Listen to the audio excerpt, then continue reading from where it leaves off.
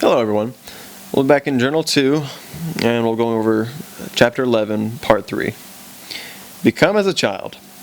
One day it happened that a disciple went to Emmanuel and said, "Who is the greatest in spirit?" Emmanuel called to a child who was nearby and placed it among them and spoke, "Verily I say to you, if you do not change and become as the children, you will not become great in spirit. He who searches and seeks and gathers understandings, who thirsts for knowledge as this child, will be great in spirit. And he who searches and seeks and finds like a child, will be in himself always the greatest. But he who does not heed this truth and follows false teachings, neither searches nor finds, will be better off with a millstone around his neck hanged, drowning in the sea, where it is the deepest. For there is no sense in life, and there is no fulfilling of its meanings without searching, seeking, and finding. It would be better to expel those who do not understand from life, so they cannot hinder the willing, who do see truth. But in the afterlife it is certain that the unreasonable people are willing to heed the laws of the creation. Woe to the world because of the annoyances. Trouble must come. But woe to the one through whom it is caused. Also, like to think, ask why like a child to all these questions, and all your questions really, whether it be religious questions, personal questions, and seek from within, from your Creator, not from some preacher. Whomever, if your hand or your foot annoys you, however, if your hand or foot annoys you, and it is lost, do not take heed. It is better to lose a limb and to grow great in spirit than to have 2 hands and 2 feet and remain small in spirit, or to wither altogether. Further, if an eye offends you and becomes blind, do not pay attention to it. It is better for you to see the laws of the creation in the vision and might of your spirit rather than having 2 eyes and be spiritually blind. See to it that you do not become one of those who are sound in body, but sick and lacking in mind and spirit. Search always the meaning of truth of my teachings, since I am as human as you are. I too have to search and perceive, for I too am about mine growing in understanding. You gotta think, it'd be very unnatural if he was just sitting here with all godly knowledge in him. He sought and found it. He sought the life, truth, and life, and he got it. You have to do the same. You have to do your due diligence.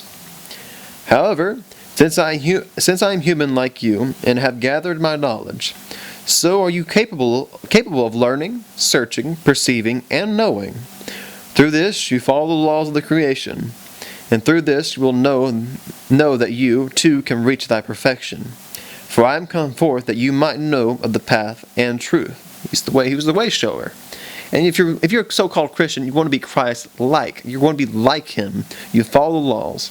You stop sinning or erring if you learn from Him. Does that say He didn't err? Of course He did in learning. But after He learned, He didn't. Counsel and privacy. If your fellow man makes errors and embarrasses teaching and falseness, go to him and confront him in privacy. If he listens to you, you have won your fellow man and done a great service. If he does not hear you and keeps on embarrassing his senselessness, let him go, for he is not worthy of your teaching, once you have done all that you can do.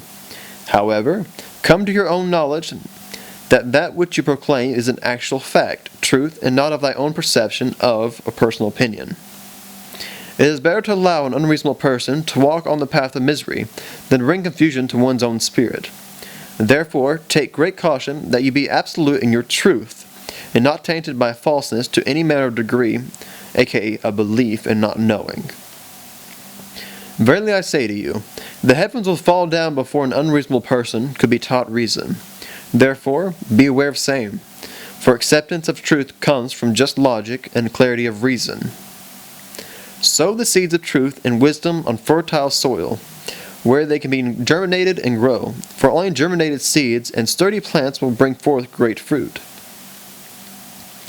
About this time Emmanuel departed from Galilee, and went into the Jewish land beyond the Jordan River.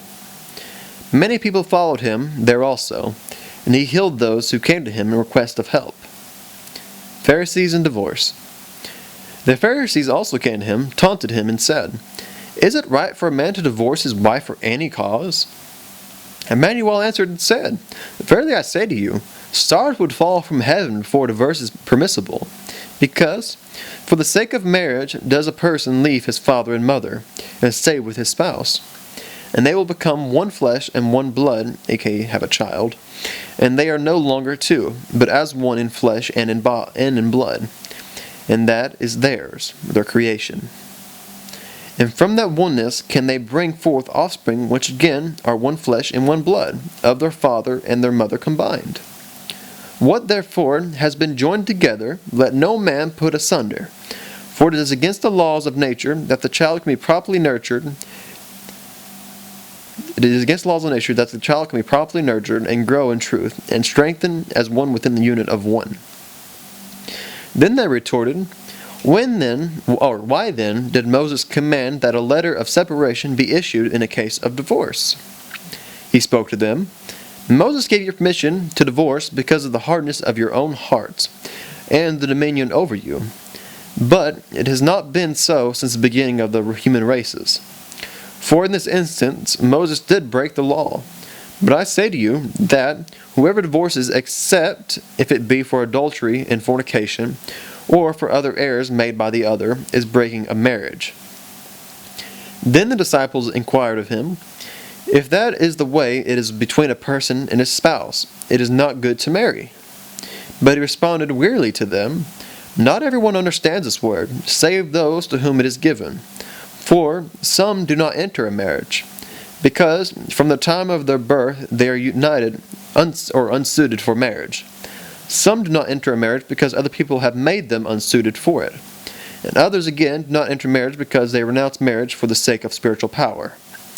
He who can grasp this, let him grasp this. It is not the divorcing that should be given carefully consideration, but rather the marriage." So a lot for nowadays. Careful who you pick, because that cause and effect, it goes right back to that. Because what you picked is leading to your divorce. Children and wisdom. Then it was that the children were brought to him, so that he would lay his hands on them to bless them. But the disciples rebuked them, as being an annoyance. But Emmanuel spoke, "Leave the children alone, and do not stop them from coming to me. For they are my most attentive listeners, and of such is the kingdom of wisdom, the ones that listen, do, and learn." Don't forget that. He put his hands on them and said, "Teach knowledge and wisdom. You shall be spiritually complete, and true followers of the law. Verily I say to you, inasmuch as I am called Emmanuel, which means God with us, you too shall bear this name if you perceive the wisdom of knowledge." He then said to his disciples, "Verily, verily I say to you, seek knowledge and perceive the truth if you are to be wise. Since I am named God with us, this means I stand spiritually above kings and emperors, which means truth is among us.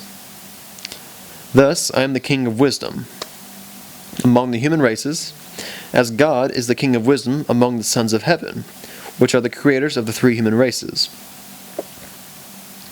But as I was born of earth woman, and speak her language, I am called Emmanuel, as God is called God in his language, which means king of wisdom, and ruler of the human races, and ruler over the people. Seek and understand my speech, and its meaning, lest you may be so bold to call me the Son of God, or to attribute to me the power of the creation, or to insult me by calling me the ruler over the good and evil. Behold the little children, they are not like you. They believe in the truth and the wisdom of my speech, and therefore wisdom shall be theirs.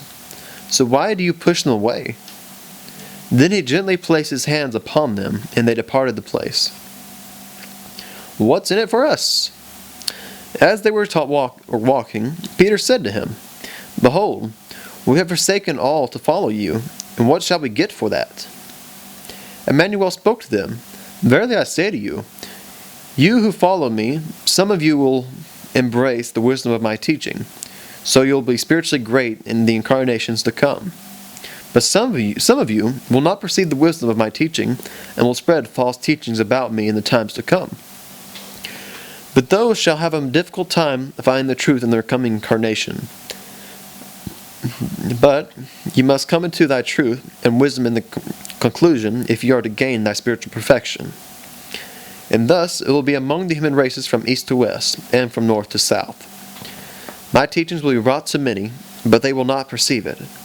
Many will follow false teachings about me, and therefore not find the truth, because they consider me God or his Son, or perhaps even the Son of the creation. Great words will be spoken, and some will proclaim that they alone know the truth, because they have become victims of a terrible mistake, and thus follow evil and falsified teachings.